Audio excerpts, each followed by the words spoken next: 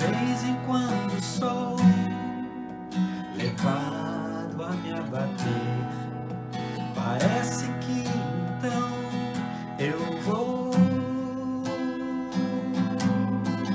perecer no mar, nada mais querer.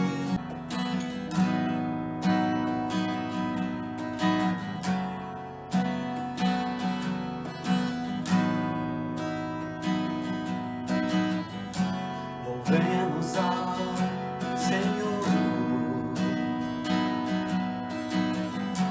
louvemos ao Senhor, adoremos no seu santo monte, nosso amado Pai, seu nome é santo. Louvemos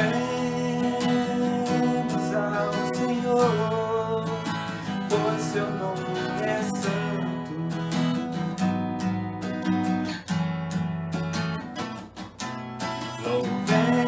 Louvemos ao Senhor, pois seu nome é santo.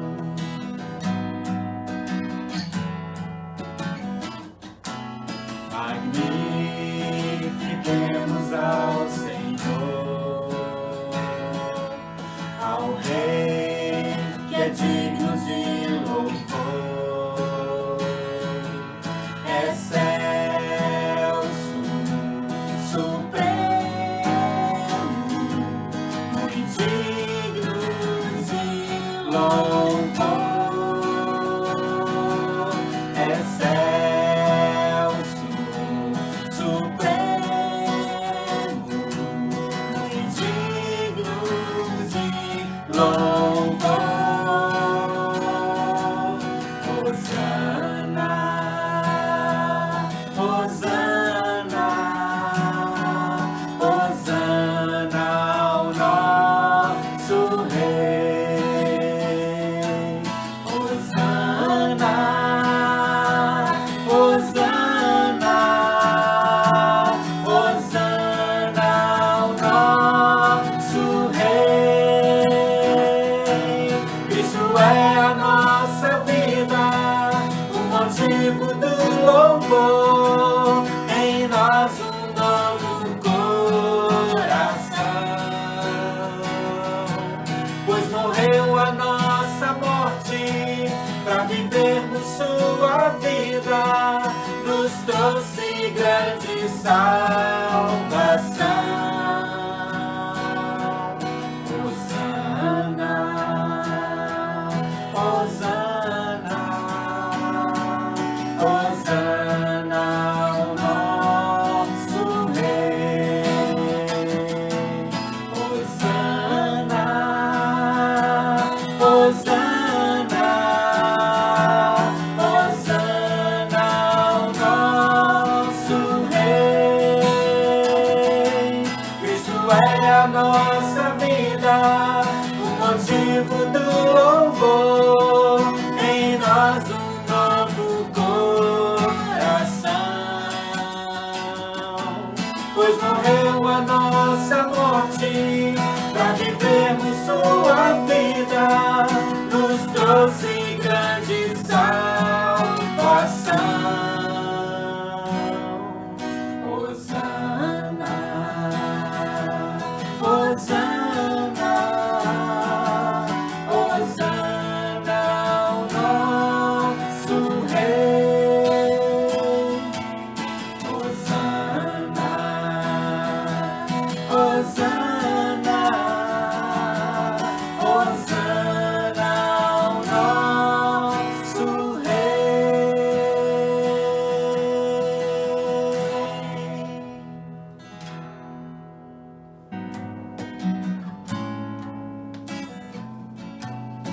De vez em quando sou levado a me abater. Parece que então eu vou perecer no mar, nada mais querer, simplesmente ir mais sem saber.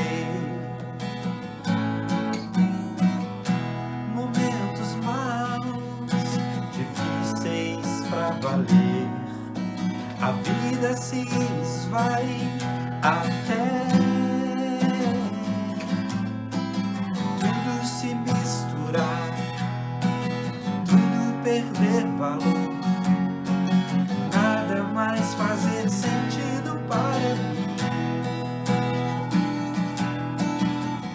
Ainda bem que em meio às minhas trevas vejo a luz. Nestas horas mais difíceis sinto Cristo me enxugando o rosto, motivando-me outra vez a seguir em frente sem olhar para trás. Depois do temporal, melhor posso sentir que a graça do Senhor é tal. Quem poderá comprar? Quem poderá medir? Só em Jesus eu posso achar. Ainda bem que em meio às minhas trevas vejo a luz. Nestas horas mais difíceis sinto Cristo me enxugando o rosto, motivando-me outra vez a seguir em frente sem olhar para trás. Depois do temporal, melhor posso sentir que a graça do Senhor é tal. Quem poderá comprar?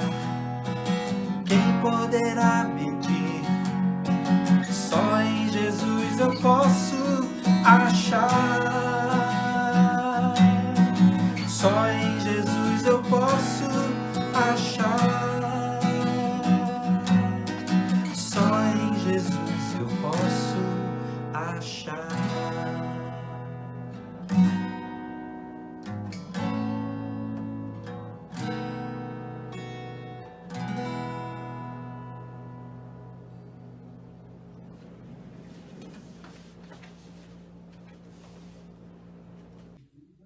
Olá, meus queridos, boa noite.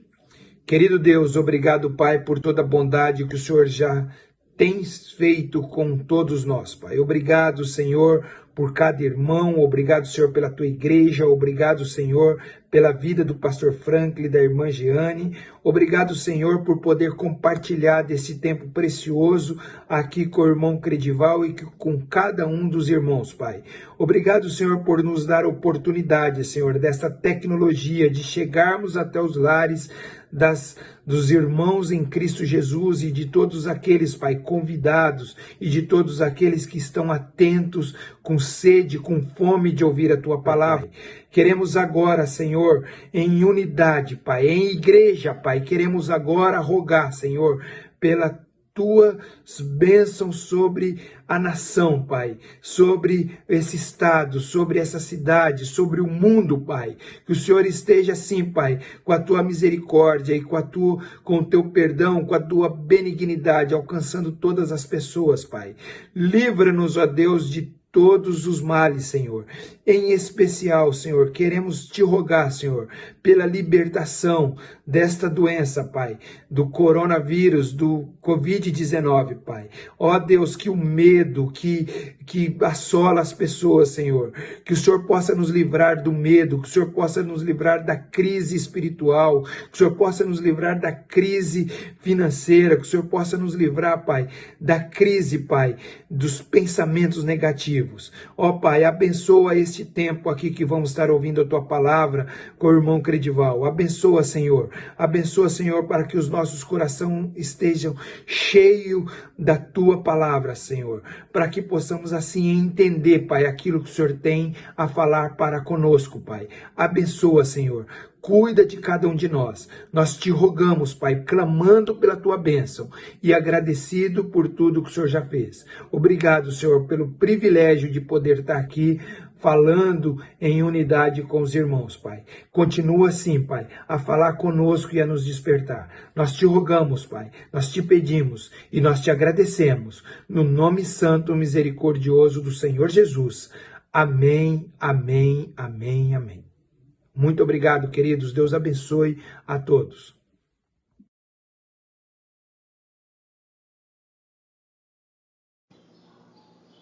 Boa noite, irmãos. É com alegria que nós retornamos ao estudo da Palavra do Senhor e hoje especialmente queremos pensar sobre um assunto que tem sido recorrente nos jornais e na internet, que é o mau uso da palavra.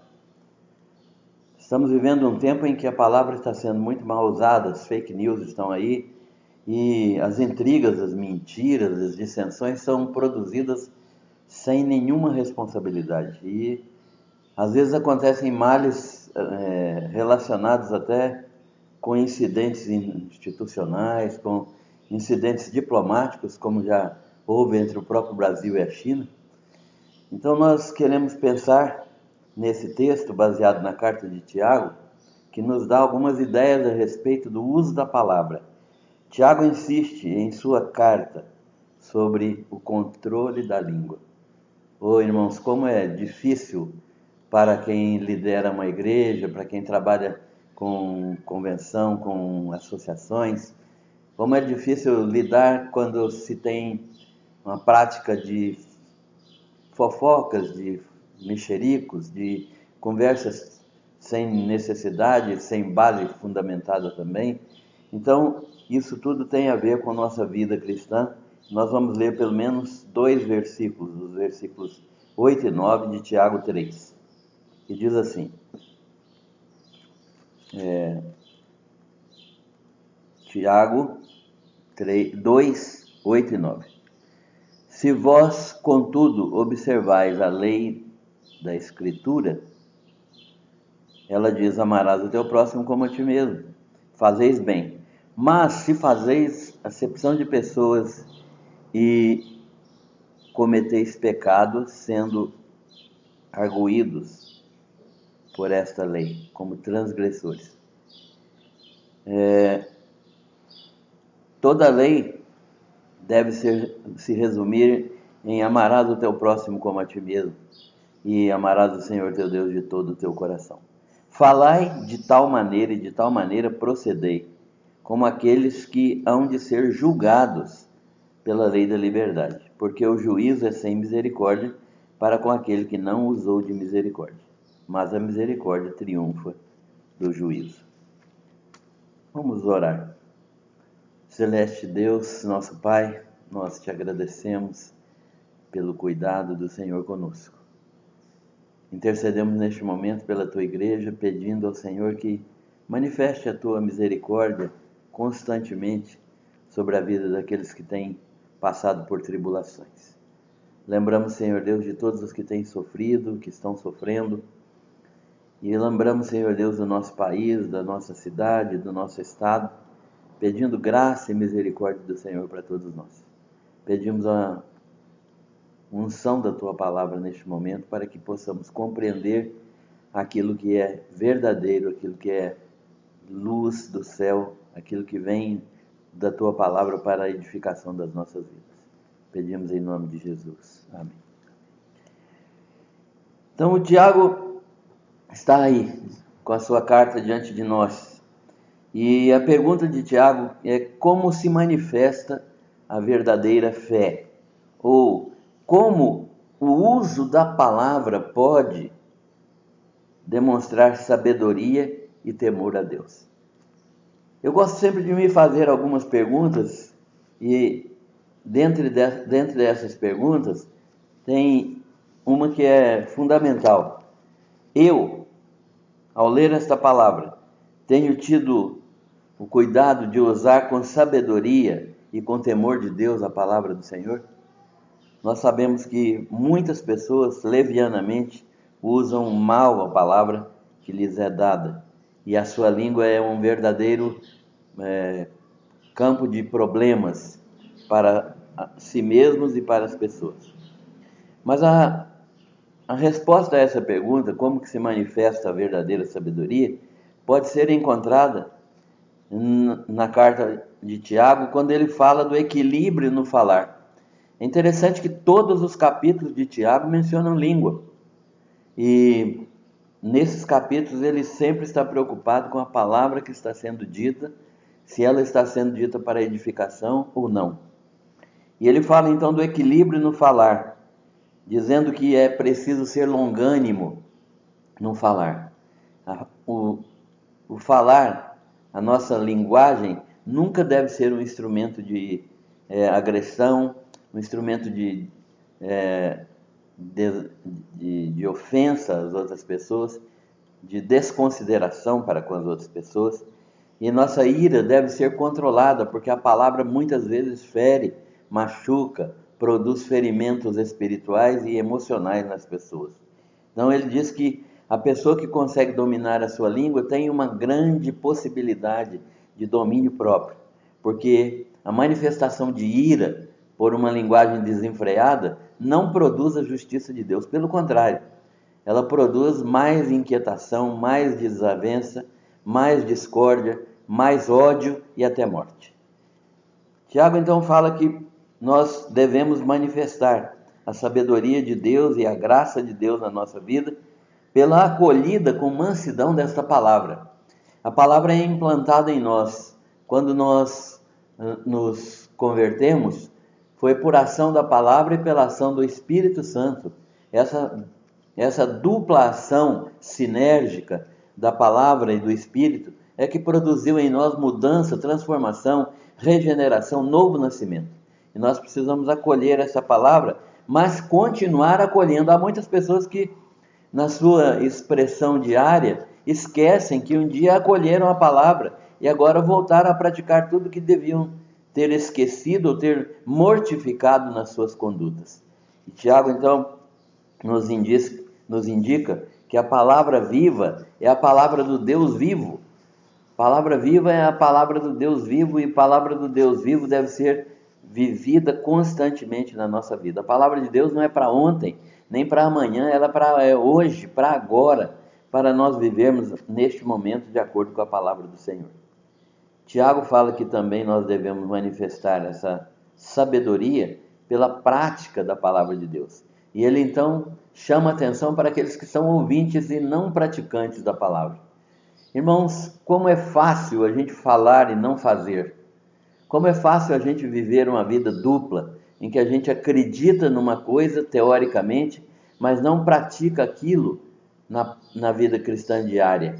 Nós vivemos um ateísmo prático, em que cremos que Deus existe, mas ele não afeta a nossa vida.